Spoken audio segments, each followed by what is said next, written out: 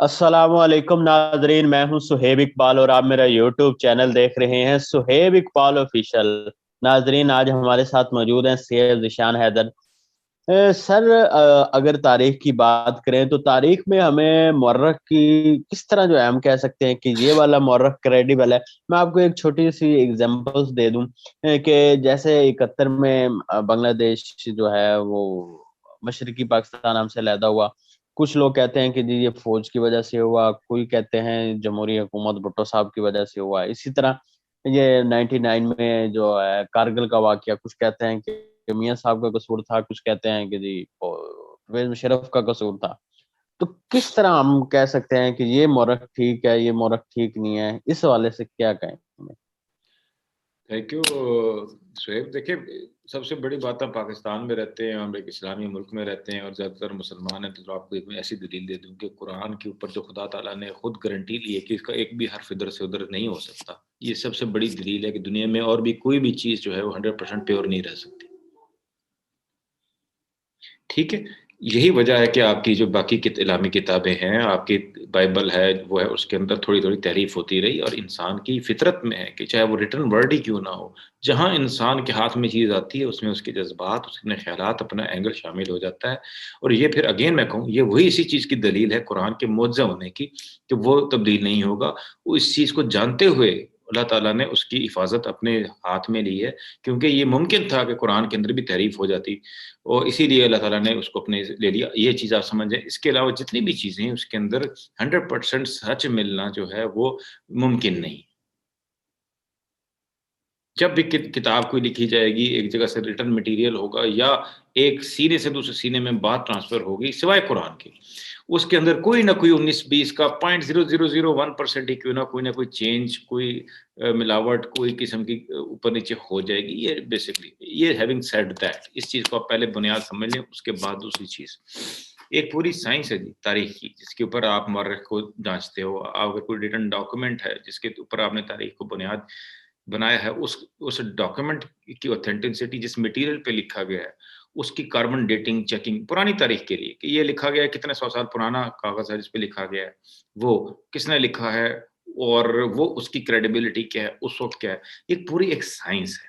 ठीक है? अब थोड़ा-सा फास्ट फॉरवर्ड कर लेते हैं, और फिर दूसरी चीज़, एक चीज़ समझने की ज़रूरत है, जो रिटन जो मौरख होते थे या बादशाहत, आपको ये चीज़ समझनी है कि दुनिया में ज़्यादातर टाइम जो है बादशाहतें रही। बादशाह अपनी तारीख अपनी मर्ज़ी से लिखवाते रहे, और जो वहाँ पर जो प्रॉपर रिटन डॉक्यूमेंट का तरीका होता था, जो स्टेट का उस पे अख्तियार होता था। इस तरह नहीं होता था कि आप छोटी-सी फ्लॉपी या फ्लैश ड्राइव जेब में डालकर भाग जाएँ। आपने अगर किताब लिखी है, उसको उसको रखना, सँभालना, और वो पकड़ा जाए तो सर तन से जुदा। और उसको छुपाना भी एक बड़ा मसला था। इंटरनेट और क्लाउड नहीं था जहाँ पे इन्फॉर्मेशन आप सेव कर लें और फिर आप जहाँ मर्ज़ी डाउनलोड कर लें, इस तरह नहीं होता था। कागज़ के ऊपर लिखा जाता था, और वो किताबों को, ये तो किताबों के ऊपर जो है बहुत लोग मारे गए। जहाँ बादशाह सलामत की मर्ज़ी के खिलाफ कोई चीज़ किसी ने तहरीर कर दी, उसने अपना डेथ वारंट साइन कर दिया। इस चीज़ को आप मद्देनज़र रखिए। जब भी किसी किताब को पढ़ रहे हों, तो देख लीजिए कि किसके ज़माने में लिखी गई, उस वक़्त हाकिम वक़्त कौन था, और जो उसमें लिखा जा रहा है, उसमें हाकिमुल वक़्त की इंटरेस्ट के कितनी चीज़ें खिलाफ और हक़ में लिखी गई हैं।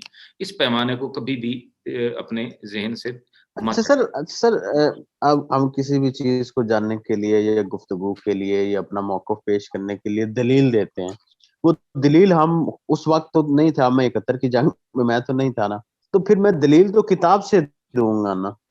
तो फिर अगर किताब ही उसकी होगी तो फिर हम कैसे परखेंगे? जी, उसमें यही है ना कि चीज़ों के असरात दिखा करें। ठीक है? उसके अगर जो भी जो चीज़ है, उसको कड़ी से रिवर्स इंजीनियरिंग किया करें ना चीज़ों की, कि उस वक़्त अगर ऐसा हुआ था तो अब कैसा है? लॉजिक जो है वो काफ़ी एक अहम टूल है किसी भी सदाकत को जानने के लिए, मंतक जिसे कहते हैं, अल्लाह ताला ने दी है इंसान को परखने के लिए। और यही वो मंतक और लॉजिक है जिससे इंसान हक़ को, सच को पहचानने की कोशिश करता है। बेशक कि इंसान कुदरत नहीं रखता 100% पहचानने की, लेकिन कोशिश की जा सकती है कि कौन-सी चीज़ मंतकी, मसलन अगर एक बादशाह, मैं एग्ज़ाम्पल देता हूँ, एक ताकतवर शख्सियत है, जिसका पूरा कंट्रोल और कुदरत है आपके कानून के ऊपर, आपकी हुकूमत के ऊपर, आपके मामलात के ऊपर, और एक शख्स उठ के किताब लिखता है और उसमें वो लिखता है कि वो जो शख्स जो हाकिम था, वो बहुत नेक दिल इंसान था। तो आप खुद सोचिए کہ اس میں کس حد تک صداقت ہو سکتی ہے، لیکن نہ ہونے کی صداقت زیادہ ہے. ٹھیک ہے، اس کو آپ شک کی نگاہ سے دیکھیے. پھر ایک شخص اس پہ تنقید کرتا ہے، پھر آپ یہ بھی سوچئے کہ بھائی یہ شخص کو کیسے جان بخشی کر دی گئی، اس کے اتنے جابر حکمران کے ہوتے ہوئے تنقید کیسے لکھ سکا، یہ بھی سوچنے کی بات ہے. سو یہ سارے معاملات جو ہیں اس کو آپ کو شک کی نگاہ سے دیکھنا چاہیے. ایسے کسی کی لکھی ہوئی چیز کو آپ حقیقت نہیں مان سکتے. پھر ڈیفینیٹلی میں آپ کو بتا دوں کہ اگر آپ نے 2-3 واقعات کا ذکر کیا، دیکھیں اس میں کوئی دو رائے نہیں ہے کہ جب یہ واقعات ہوئے اس وقت حاکم وقت جو تھے، اگر جمہوری قوتیں تھیں تو کتنی طاقتور تھیں، اور اگر جمہوری نہیں تھی تو وہ تو خود ہی وہ تھے. کارگل کے اندر آپ دیکھ لیں کہ اگر پھر آپ کو ورڈ آف مطلب اس کے اندر آپ دیکھ لیں کہ جو کچھ بھی اگر لکھا گیا اس کے اوپر کمیشن کیوں نہیں بنا. سوال یہ بنتا ہے، سوال یہ نہیں ہے کہ کون کیا کہہ رہا ہے، سوال یہ ہے کہ اس پہ تحقیق کیوں نہیں کی گئی. نیشی ہے، نیشی کا کال ہے کہ جس کے اوپر آپ تنقید نہیں کر سکتے سمجھیں کہ وہی آپ کا حکمران. ٹھیک ہے، جس پہ آپ تنقید نہ کر سکیں وہی آپ کا حکمران ہے. جن ممالک کے اندر آپ قانون کے اوپر تنقید نہیں کر سکتے وہاں پر سر آپ کہہ رہے ہیں کہ جی آپ اب ہم نے اگر اس کو ساتھ کو کنٹر چیز دینی ہے یا کچھ دینا ہے تو وہ تو کہے گا کہ یار یہ ٹھیک ہے، وہ تو پھر حاکم، اس کا مطلب آپ بھی حاکم ٹھیک ہے. میرا پوائنٹ سمجھ رہے ہیں سر کہ ہم نے اگر اس کا کاؤنٹر دلیل جو ہے یا دلیل کوئی یا دینی ہے، اس کو اگر ہم منطق یا چیزوں میں کہیں گے وہ کہے گا تاریخ تو یہ ہے، آپ کی منطق پھر ویلڈ ہی نہیں ہے. جی میں عرض کر رہا ہوں نا کہ اس کے لیے جو آپ نے انسیڈنٹس بتائے وہ اتنے پرانے نہیں ہیں، ہارڈلی 50 سال کے اندر ہی کوئی یہ تاریخ کے اندر یہ کوئی اتنا بڑا ٹائم نہیں ہوتا. اور اس کے بہت سارے وٹنسز، آنکھ دیکھے وٹنسز ابھی بھی زندہ ہوں گے. سوال یہ ہے کہ اس پہ تحقیق کیوں نہیں کی جا رہی. اب پہلا سوال میں آپ کو فریم کر دیتا ہوں سمجھنے کے لیے کسی بھی واقعات کی اوتھینٹسٹی کو. پہلا سوال کہ اس پہ تحقیق کیوں نہیں کی جا رہی، اس پہ کمیشن کیوں نہیں بن رہا، نمبر 1. نمبر 2، اس کے کمیشن بننے کے میں رکاوٹ کون ہے، دوسرا سوال. نمبر 3، کون اس کمیشن کو بننے میں روک سکتا ہے. نمبر 4، اس کمیشن کے بننے کے بعد نقصان کس کا ہو سکتا ہے. نمبر 5، ٹھیک. اور نمبر 6 کہ اگر ایک فریق جسے آپ بھی جانتے ہیں میں بھی جانتا ہوں جو بہت طاقتور ہے، اگر اس میں فائدہ ہوتا ہے تو کیا یہ کمیشن بننے سے کوئی روک سکتا تھا؟ بات ختم. آپ سمجھ جائیں، اگر اس کا یہ فائدہ ہوتا، اس کا جو نیریٹو بیانیہ جو ہے طاقتور فریق کا، اس کا فائدہ ہوتا تو کمیشن بن چکا ہوتا. لاجیکل بات، اسی کہتے ہیں منطق، اسے کہتے ہیں لاجک. اگر اس کا نقصان ہے تو رکا ہوا ہے. میں بادشاہ ہوں اور میں تحقیق ہوتی ہے. دیکھیں محمد بن سلمان کا واقعہ بھی ریسنٹلی ہوا ہے جمال خاشقجی کا. اگر اس کے جو تحقیق کانگریس کے اندر رپورٹ جو روکی گئی، اس نے شائع ہونے سے روکا سی آئی اے کی جو رپورٹ تھی ٹرمپ نے، اور اس کے لیے بہت سارے پیسے اور مراد پیسے وغیرہ وغیرہ کہتے ہیں مبینہ طور پر محمد بن سلمان سے ڈونلڈ ٹرمپ نے لیے اور اس کی بیٹی ایوانکا نے لیے. تو وہ رکوانے کے لیے لیے نہیں، ٹھیک ہے، کہ وہ رپورٹ شائع نہ ہو جو کہ بعد میں بائیڈن نے آ کے شائع کانگریس میں کروا دی، جس کے اندر اس کو محمد بن سلمان صاحب کو جو ہے وہ کہا گیا کہ وہ قاتل ہیں جمال صاحب کے، اس کے حکم پہ قتل ہوا. وہ رپورٹ شائع ہوئی. تو یہاں پہ کارگل کے تناظر میں آپ دیکھ رہے ہیں کارگل کی رپورٹ کو کس نے رکوایا. اچھا سر ٹائم تھوڑا ہے، اس کو 1 منٹ میں کلوز کیجئے گا. آپ کیا کہیں گے کہ پھر اس حوالے سے کیا کیا جائے، تحقیق زیادہ کی جائے، کیا آپ اس پہ کیا اپنے جو ہے 3 سے 4 مطلب لائنوں میں بات یہ کہ کارگل آج بھی ہو رہا ہے.